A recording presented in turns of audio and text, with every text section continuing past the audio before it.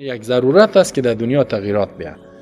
حکومت مسلمان ها بگیره والله همین کافرام زندگیشان خوب میشه. همین کافرای عام کافر سر عام کافر میال ظلم 30% مالیات میگیره از پیشان. ما که بریم امریکا را فتح کنیم 5% مالیات میگیره. پس زندگی مردم عام امریکا خوب میشه یا خراب؟ خوب میشه. حکومت اسلامی را قبول کن، سرکشی نکن، برو کاربار تا بکن. 5% مالیات بده. هیچ سرشان همین ظلمی که فعلا در امریکا سر ملتش روان است از همون ظلم نجات پیدا میکنن. ولی جاهلا نمیفهمند. یا همیشه نشان میده گردن برید و میکشه شما را. نه، حالا کسی را ما میکشه. قرآن میگه بکش. بله، فذر بر رقاب. ما مسلمانان یا قرآن حکم میکنه کسی را بکش که میجنگه با ما. کسی نه جنگه با زندگیش ممنون. حاکمیت دولت اسلامی را قبول کو، جزیه بده خلاص. حتی عسکری هم سرش نمیکنیم. عسکرش هم مسلمان است.